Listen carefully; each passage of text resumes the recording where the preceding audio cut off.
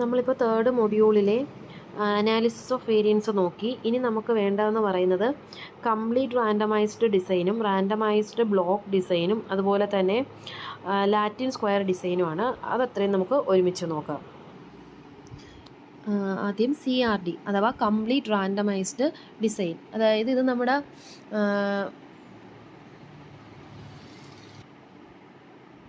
Design of എക്സ്പെരിമെൻറ്റിൽ വരുന്ന ഒരു മെത്തേഡാണ് കംപ്ലീറ്റ് റാൻഡമൈസ്ഡ് ഡിസൈൻ അഥവാ ബ്ലോക്ക് ഡിസൈൻ എന്ന് പറയുന്നത്. അതായത് ഇപ്പോൾ ഞാനൊരു എക്സ്പെരിമെൻറ്റ് ചെയ്യണം. ആ എക്സ്പെരിമെൻറ്റ് ഞാനതിൻ്റെ ഇത് കാണിച്ചു.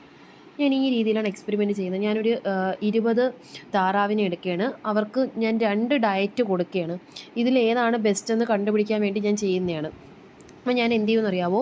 ഇതിനെ 2 ഗ്രൂപ്പാക്കി മാറ്റും. എന്നിട്ട് ഓരോ ഗ്രൂപ്പിനും ഓരോ ഡയറ്റ് കൊടുക്കും. ആ ഓരോ ഡയറ്റിൽ ഏതാണ് ബെസ്റ്റ് എന്ന് ഞാൻ കണ്ടുപിടിക്കും. ഇതാണ് കംപ്ലീറ്റ്ലി റാൻഡമൈസ്ഡ് ഡിസൈൻ എന്ന് പറയുന്നത്. ഇനി ഇതിൽ നിന്ന് മാറി ബ്ലോക്ക് ഡിസൈനിൽ വരും. ഇതുപോലെ വീണ്ടും ഞാൻ 20 താറാവിൻ്റെ ഒരു ഇതാണ് നോക്കുന്നത്. ഡയറ്റ് പ്ലാനാണ് നോക്കുന്നത്. 2 ഡയറ്റ് പ്ലാനാണ് നോക്കുന്നത്. അപ്പോൾ ഞാൻ എന്ത് ചെയ്യുമെന്ന് അറിയാമോ? ഇതിലുള്ള മെയിലിനെയും ഫീമെയിലിനെയും സെപ്പറേറ്റ് ചെയ്യും. എന്നിട്ട് ആ മെയിലിലും ഫീമെയിലിലും വീണ്ടും ഞാൻ സെപ്പറേഷൻ കൊടുത്തിട്ട് അതിൽ നിന്ന് പകുതി എന്ത് ചെയ്യുന്നു? ഇപ്പോൾ ഞാൻ മെയിലിനെയും ഫീമെയിലിനെയും 10 എണ്ണം വെച്ച് സ്പ്ലിറ്റ് ചെയ്തു. ആ മെയിലിനെയും തന്നെ എന്ത് ചെയ്യുന്നു? 5 എണ്ണമുള്ള 2 ഗ്രൂപ്പാക്കുന്നു. ഫീമെയിലിനെ 5 എണ്ണമുള്ള 2 ഗ്രൂപ്പാക്കുന്നു. അതായത് ബ്ലോക്കുകളാക്കി മാറ്റിയാണ് വീണ്ടും ഞാൻ. എന്നിട്ട് ഈ ബ്ലോക്കുകളിൽ ഓരോ ബ്ലോക്കിന് ഞാൻ എന്ത് ചെയ്യുന്നു? സെപ്പറേറ്റ് ഡയറ്റ് കൊടുക്കുന്നു. ആ 5 എണ്ണം ആക്കിയതിന് ഒരെണ്ണത്തിന് ഗ്രൂപ്പ് 1, അതായത് ഒരു ബ്ലോക്ക് അതിന് ഒരു ഡയറ്റ് കൊടുക്കുന്നു. ഗ്രൂപ്പ് 2ന് രണ്ടാമത്തെ ഡയറ്റ്. വീണ്ടും ഗ്രൂപ്പ് 1ന് താഴെ ഒരു ഡയറ്റ്, അടുത്തതിന് രണ്ടാമത്തെ ഡയറ്റ്. ഇങ്ങനെ വീണ്ടും ഞാൻ സെപ്പറേറ്റ് ചെയ്ത് കണ്ടുപിടിക്കുന്നു. എന്നിട്ട് അതിൽ നിന്ന് ഏതാണ് ബെസ്റ്റ് എന്നുള്ളത് കണ്ടുപിടിക്കുന്നതാണ് കംപ്ലീറ്റ് റാൻഡമൈസ്ഡ് ബ്ലോക്ക് ഡിസൈൻ കൊണ്ട് ഉദ്ദേശിക്കുന്നത്. അടുത്തത് ലാറ്റിൻ സ്ക്വയർ ഡിസൈൻ. അതിനൊന്നും വരുമ്പോൾ നമ്മൾ സ്ക്വയർ എന്ന് പറയുമ്പോൾ എന്തുവാണ്? നീളവും വീതിയും ഈക്വലായിട്ട് വരും.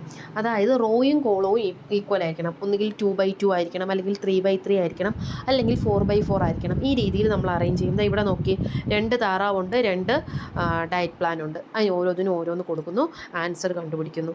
ഇനി അതേസമയം 3 താറാവിനാണ് ഞാൻ എടുക്കുന്നതെങ്കിൽ 3 ഡയറ്റ് പ്ലാൻ ഉണ്ടായിരിക്കണം. അതുപോലെ തന്നെ ഞാനത് 3 വീക്കിലും ആയിരിക്കണം ടെസ്റ്റ് ചെയ്യേണ്ടെങ്കിൽ എനിക്ക് എന്ത് ചെയ്യാൻ പറ്റൂ? റോയും കോളവും ഒരുപോലെ ചെയ്യാൻ പറ്റൂ. പിന്നെ ഇതിനകത്ത് വരുന്ന ഒരു പ്രത്യേകത എന്ന് പറയുന്നത് ഇത് കണ്ടോ, നമുക്ക് ഇപ്പം ഞാൻ ഫസ്റ്റ് വീക്കിൽ ആദ്യത്തെ താറാവിൻ്റെ കൊടുത്തിരിക്കുന്നത് ഡയറ്റ് 1 ആണ്. ആ ഡയറ്റ് 1 എന്ന് പറയുന്നത് ആ റോയിലോ ആ കോളത്തിലോ എന്ത് ചെയ്യരുത്? റിപ്പീറ്റ് ചെയ്യരുത്. നമ്മളെ സുഡോക്കു ഒക്കെ കളിക്കുമ്പോൾ നമ്മൾ 3 ഒരു കോളത്തിൽ എഴുതിയാൽ ആ 3 വരുന്ന കോളത്തിലോ റോയിലോ എന്ത് വരാൻ പാടില്ല? 3 റിപ്പീറ്റ് ചെയ്യാൻ പാടില്ല. അതുപോലെ ആ ഫസ്റ്റ് ഡയറ്റ് പ്ലാൻ ആ റോയിലും കോളത്തിലും റിപ്പീറ്റ് ചെയ്യരുത്. അതിപ്പോൾ ഡയറ്റ് പ്ലാൻ ആയാലും വീക്കായാലും എന്തായാലും പരസ്പരം അങ്ങോട്ടും ഇങ്ങോട്ടും എവിടെ എന്ത് ചെയ്യരുത്? റിപ്പീറ്റ് ചെയ്ത് അകത്ത് വരുന്ന കാര്യമാണ് പറഞ്ഞാൽ വീക്ക് 1ൽ താഴോട്ട് വരുന്നതിൽ ഒന്നും റിപ്പീറ്റ് ചെയ്യാൻ പാടില്ല. അതുപോലെ തന്നെ ഫസ്റ്റ് താറാവിന് കൊടുക്കുന്ന ഡയറ്റ് പ്ലാനുകളും എന്ത് ചെയ്യാൻ പാടില്ല? റിപ്പീറ്റ് ചെയ്യാൻ പാടില്ല. അപ്പോൾ ആ രീതിയിലായിരിക്കും ഇത് വരുന്നത്. ഇതാണ് കുറച്ചും കൂടെ എഫിഷ്യൻ്റ് ആയിട്ട് നമുക്ക് ഇപ്പോൾ ഈ എക്സ്പെൻസീവ് ആയിട്ടുള്ള ഇപ്പോൾ കാറുകളുടെ കാര്യം, അല്ലെങ്കിൽ നമ്മുടെ വൈൽഡ് ആനിമൽസിൻ്റെ കാര്യത്തിലൊക്കെ നമ്മൾ ഈ രീതിയായിരിക്കും ചെയ്യുന്നത്. കാര്യം ഇത് ഇങ്ങനെ ചെയ്യുമ്പോൾ നമുക്ക് എന്ത് ചെയ്യാൻ പറ്റും? കുറച്ചും കൂടെ ഇത് നല്ല രീതിയിൽ നമുക്ക് റിസൾട്ട് കിട്ടും. ഇതാണ് ആ 3ൻ്റെയും ഒരു എക്സ്പ്ലനേഷൻ എന്ന് പറയുന്നത്.